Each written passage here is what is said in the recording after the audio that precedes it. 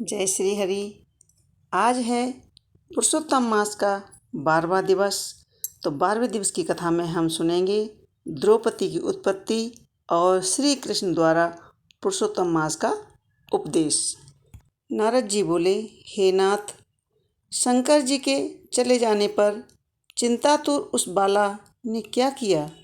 सेवा, धर्म और सिद्धि के लिए मुझ दीन की सुनने की इच्छा है, सो कहो। श्री नारायण बोले, इसी प्रकार युधिष्ठिर ने श्री कृष्ण भगवान से पूछा था।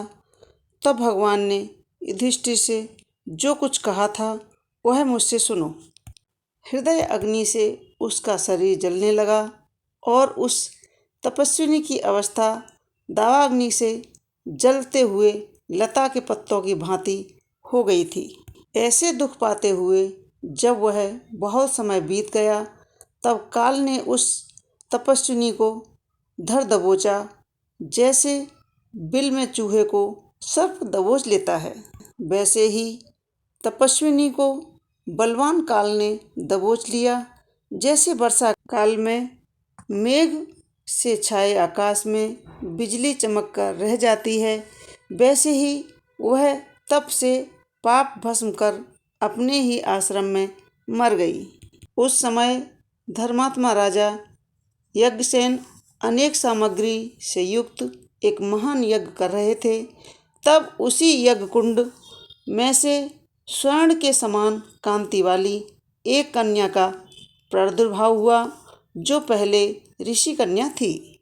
वह अब यह राजा द्रुपद की पुत्री द्रौपदी के नाम से विख्यात हुई है। हे राजन, उसको स्वयंवर में अर्जुन ने मत्स्य वेदकर, भीम, कर्ण आदि बहुत से राजाओं का मान मर्दन करके प्राप्त किया था। श्री नारायण बोले, हे नारद जी, उसी द्रौपदी को दुष्ट दुशासन ने बाल पकड़कर खींची थी और कर्ण ने शूल जैसे कटु वचन सुनाए थे। श्री कृष्ण बोले, हे राजन, पुरुषोत्तम मास के त्यागने से मैंने भी इसकी त्याग दिया था। जब अत्यंत स्नेह के साथ मेरा नाम लेकर यह बार बार चिल्लाई कि हे दामोदर, हे दया सिंधु, हे कृष्ण, हे जगतपते, हे नाथ, हे रमानाथ, हे केशव, हे कलेश नाशक, मेरे माता पिता, भाई बंधु, सखी, भांजा बहन, इष्ट मित्र, पति और कोई भी नहीं है। हे ऋषिकेश, मेरे तो सब कुछ आप ही हो। हे गोविंद, दुशासन मेरा भरी सभा में अपमान कर रहा है, क्या इसे आप नहीं देख रहे हैं? दुशासन द्वारा खींची गई द्रौपदी पहले मुझ पुरुषोत्तम को भूल गई थी, परंतु जब इसने मुझे याद किया, तब हे राजन, मैं तत्काल गरुड़ पर चढ़कर वहां आया और अनेक प्रकार के वस्त्रों से उसको आच्छादित कर दिया। जो सदा मुझसे स्नेह करने वाली, मुझे अत्यंत प्यारी पतिव्रता, मेरे प्राणतुल्य और मेरी प्रिय सखी थी, ऐसी द्रौपदी की भी पुरुषोत्तम के अनादर करने के कारण मैंने उपेक्षा कर दी थी। अतः पुरुषोत्तम मास का अनादर करने वाले को मैं गिरा देता हूँ। सब प्रकार से यह पुरुषोत्तम मास मनुष्यों, मुनियों तथा देवताओं को भी मान्य है और मन इच्छित फल देने वाला है। इससे अब आने वाले पुरुषोत्तम मास की आराधना करो, ताकि 14 वर्ष पूरे होने पर तुम्हारा अवश्य कल्याण होगा। हे पांडुपुत्र, राजसभा में जिन जिन ने भी द्रौपदी के केशों को खींचते हुए देखा है, मैं उनकी स्त्रियों के बालों को क्रोध से उखाड़ दूंगा। दुर्योधन राजाओं को यमलोक पहुंचा दूंगा। सब शत्रुओं का नाश करके तुम्हें सम्राट बना दूंगा। हे राजन, मुझे लक्ष्मी जी, बलदेव जी, माता देवकी, सत्यकी, प्रद्युम्न आदि कोई भी इतना प्रिय नहीं है जितना मुझको मेरे भक्त प्रिय हैं। जिसने मेरे भक्त को सताया है, मैं उसे सदा पीड़ित करता हूँ। हे पांडुपुत्र, मेरा उसके समान दूसरा कोई शत्रु नहीं है। मैं उसकी ओर देखता भी नहीं हूँ उसको यमराज की दंड देने के अधिकारी हैं। श्री नारायण बोले। इस प्रकार भगवान श्री कृष्ण द्रौपदी और पांचों पांडवों को समझाकर द्वारकापुरी जाने की इच्छा से बोले, हे राजन, अब मैं अपने विरह में विकल द्वारकापुरी को जा रहा हूँ, जहाँ पर महाभाग वसुदेव जी, मेरे बड़े भाई बलदेव जी, माता देवकी, गदसाम्ब आदि आहुक, उग्रसेन आदि यादव लोग, रुक्मिणी आदि मेरी पत्नियां, ये सब मेरे आने की प्रतीक्षा में टकटकी लगाकर मेरे दर्शन की उत्कंठा में, मेरे चिंतन में लगे हुए हैं। श्री नारायण बोले। श्री कृष्ण भगवान के ऐसा कहने पर और उनके जाने के अभिप्राय को समझकर पांचों पांडव पुत्र गदगद कंठ से बोले, हे जनार्दन, जैसे जलचर प्राणियों का जल ही जीवन है, वैसे ही हमारे भी जीवन आपका ही है।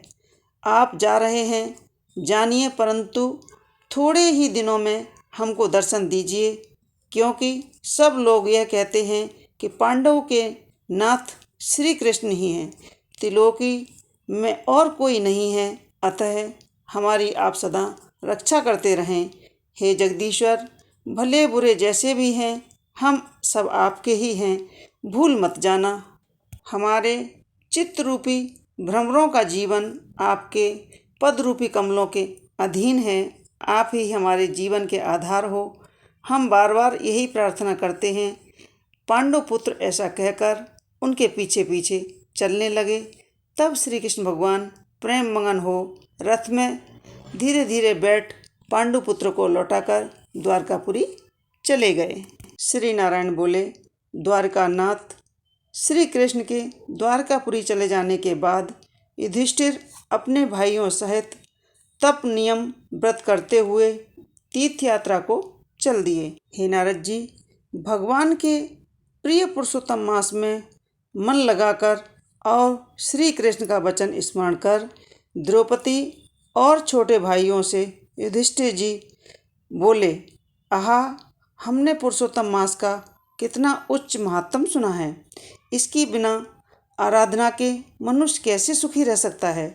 इस लोक में वही पूज्य है, धन्य है और श्रेष्ठ है, जो अनेक प्रकार के नियमों से पुरुषोत्तम की पूजा करे। इस प्रकार तीर्थ यात्रा करते हुए पुरुषोत्तम मास आ गया। सबने विधि पूर्वक नियम धारण किया। हे मुनि, 14 वर्ष भी पूरे हो गए।